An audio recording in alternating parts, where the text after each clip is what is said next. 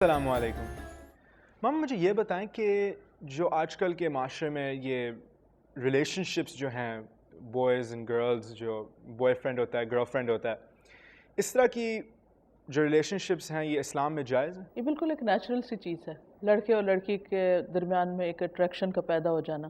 قرآن پاک میں اللہ تعالیٰ فرماتے ہیں کہ زُيِّنَ لِلنَّاسِ حُبُّ الشَّهَوَاتِ مِنَ النِّسَاءِ، زُيِّنَ لِلنَّاسِ لوگوں کے لیے خوبصورت بنا دی گئی ہے، یعنی اٹریکشن پیدا کر دی گئی، حب الشہوات، خواہشات کی محبت۔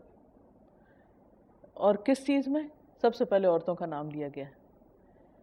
عورت جو ہے وہ مرد کے لیے بہت بڑی اٹریکشن رکھتی ہے، یعنی مرد کی ویکنس ہے، لیکن یہ ریلیشن شپ اگر ایک حد کے اندر ہو تو وہ فائدہ مند ہے، لیکن اگر اس سے باہر ہو تو اس کے نقصان بھی بہت سارے ہیں۔ اور اس میں عام طور پر یہ سمجھا جاتا ہے کہ شاید عورت کو اگر اس چیز سے روکا جائے تو اس پر زیادتی ہے، یا لڑکے کو روکا جائے تو زیادتی ہے۔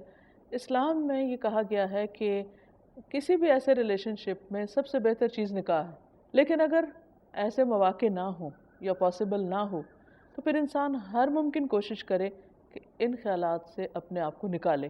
بہت سے لوگ پھر جب ان کی خواہشات پوری نہیں ہوتی تو وہ ذہنی مریض بن جاتے ہیں۔ آج کل کے جو معاشرے میں نا ہم لوگ کہتے ہیں جسٹ فار فن، نکاح جو ہے ایک بہت سیریس چیز بن جاتی ہے، تو اور رسپانسبلٹی ہے۔ رسپانسبلٹی بن جاتی ہے اور لوگ اس کو لینا نہیں چاہتے، تو جسٹ فار فن نہیں کر سکتے؟ اس میں آپ دیکھیے کہ ایک شخص حضور صلی اللہ علیہ وسلم کے پاس آیا اور کہنے لگا کہ میں آپ کی ساری باتیں مانوں گا، لیکن آپ مجھے بس اس کی اجازت دے دیں، اس فن کی اجازت دے دیں۔ تو آپ نے فرمایا کہ کیا تم چاہو گے کہ تمہاری ماں کے ساتھ کوئی یہ کرے؟ تو اس نے کہا نہیں، یہ تو میں کبھی بھی پسند نہیں کروں گا۔ اس نے کہا کیا تم چاہو گے کہ تمہاری بیٹی کے ساتھ کوئی ایسا فن کرے؟ تو اس نے کہا بالکل نہیں۔ تمہاری بیوی کے ساتھ، تمہاری بہن کے ساتھ؟ تو اس نے کہا نہیں۔ کہا کہ جب تم اپنے لیے یہ نہیں چاہتے تو جس عورت کے ساتھ تم ایسا کرو گے وہ بھی تو کسی کی ماں ہوگی یا بہن ہوگی یا بیٹی ہوگی یا بیوی ہوگی، کسی نہ کسی ایسے ریلیشن میں ہوگی۔ تو اس لیے ایسا کرنا جو چیز اپنے لیے پسند نہیں وہ دوسروں کے لیے بھی نہیں۔ تو اس شخص کو بات سمجھ آ گئی، تو اس نے کہا کہ نہیں، میں آج کے بعد اس بارے میں نہیں سوچوں گا۔ ماما، آپ ابھی ذہنی پریشانی کے اوپر بات کری تھی، آپ کو پتہ پاکستان میں بڑی تعداد میں لوگ ڈپریشن کا شکار ہیں، یہ کیوں ہے؟ اللہ تعالیٰ نے ہمیں بنایا ہے اور اللہ نے ہمارے اندر محبت کا جذبہ رکھا ہے، اور ایک مومن کی حیثیت سے ہمیں سب سے بڑھ کر اللہ سے محبت کرنی چاہیے۔ قرآن پاک میں آتا ہے والذین آمنوا اشد حبا للہ، وہ لوگ جو ایمان لاتے ہیں اللہ کی محبت میں سب سے زیادہ شدید ہوتے ہیں۔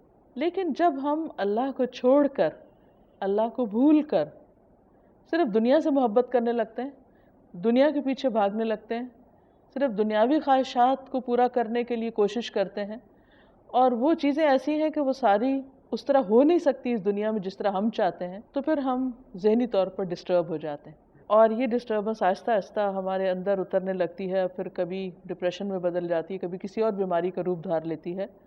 تو اس لیے بہت ضروری ہے کہ ہم اپنی پرائرٹیز کو دیکھیں اور یہ دیکھیں کہ ہم کن چیزوں سے محبت کر رہے ہیں، اور اس کا حل یہی ہے کہ ہم اللہ سبحانہ وتعالیٰ کی طرف رجوع کریں۔ یوسف علیہ السلام جو تھے ان نے ایک برہان دیکھی تھی جس سے وہ بچ گئے تھے، یہ برہان کیا چیز ہے؟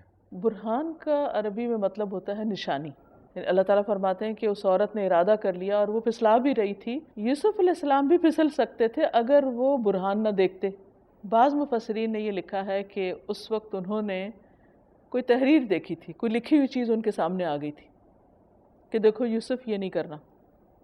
بعض کہتے ہیں کہ ان کے والد کا چہرہ سامنے آ گیا تھا، جیسے باپ بچوں کو روکتے ہیں تو عام طور پہ ایسا ہوتا ہے نا، جب آپ کچھ کرنے جا رہے ہوتے ہیں تو ایک دم کوئی چیز فلیش کرتی ہے آپ کے مائنڈ میں، تو آپ کہتے ہیں اوہ، تو آپ کا دھیان ادھر چلا جاتا ہے۔ تو بعض کا یہ خیال ہے، لیکن میں سمجھتی ہوں کہ وہ اللہ سبحانہ وتعالیٰ نے ہر انسان کے اندر جو ایک ضمیر نام کی چیز رکھی ہے، تو وہ اس کو ایسے موقع پر ضرور یاد دہانی کراتی، وہ آواز ضرور ابھرتی ہے کہ دیکھو دیکھو، رک کے، بالکل۔ وہ ایک ریڈ الرٹ ضرور آ جاتا ہے۔ جب انسان اپنی خواہشات کے پیچھے چلنا چاہتا ہے تو پھر وہ کیا کرتا ہے، اپنے ضمیر کی آواز کو دبا دیتا ہے اور وہ کر لیتا ہے جو اس کے دل کی خواہش ہوتی۔ لیکن پیغمبر اپنی خواہشات پہ نہیں چلتے، وہ عقل سے کام لیتے ہیں، سمجھ سے کام لیتے ہیں۔ ان کی جو فطرت پاک ہوتی، ان کی جو نیت خالص ہوتی، اور وہ اپنے اندر کی آواز کو جو بہت اچھی طرح سن لیتے ہیں. تو بیٹا بات یہ ہے کہ میں سمجھتی ہوں تم بھی بڑے ہو رہے ہو، اور انسان جب بڑا ہوتا ہے اور اس کے ساتھ مختلف چیزیں ہوتی ہیں زندگی میں، جو انسان آگے کا سفر کرتا ہے بہت سے واقعات پیش آتے ہیں. تو ایسے تمام مواقع پر انسان کو یاد رکھنا چاہیے کہ جب انسان اللہ کی خاطر کسی گناہ کو چھوڑتا ہے تو اللہ تعالیٰ اس کا بہترین اجر دیتا ہے.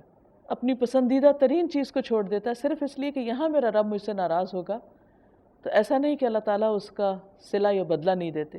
ایک حدیث میں آتا ہے کہ 7 لوگ قیامت کے دن عرش کے سائے تلے ہوں گے. ان میں سے ایک وہ مرد ہوگا یا وہ لڑکا ہوگا کہ جس کو کسی بہت اونچے خاندان کی لڑکی نے، جو بہت خوبصورت بھی ہو، بہت اٹریکٹیو ہو، اس نے گناہ کی دعوت دی ہو اور وہ اس کی بات یہ کہہ کے انکار کر دے کہ نہیں میں اللہ سے ڈرتا ہوں، میں تمہاری بات نہیں مان سکتا. تو جب یہ انعام انسان کے سامنے ہوتا ہے تو پھر برائی چھوڑنا آسان ہو جاتا ہے. تو اللہ تعالیٰ ہم سب کو اس کی توفیق دے. آمین آمین. بالکل. اور میری بھی یہ دعا ہے کہ میں اور مجھ جیسے جو نوجوان ہیں وہ ان آزمائشوں سے بچ سکیں. تو انشاءاللہ اللہ ہمیں محفوظ رکھے. تو آپ سے اجازت اور ناظرین سے بھی السلام علیکم ورحمۃ اللہ وبرکاتہ.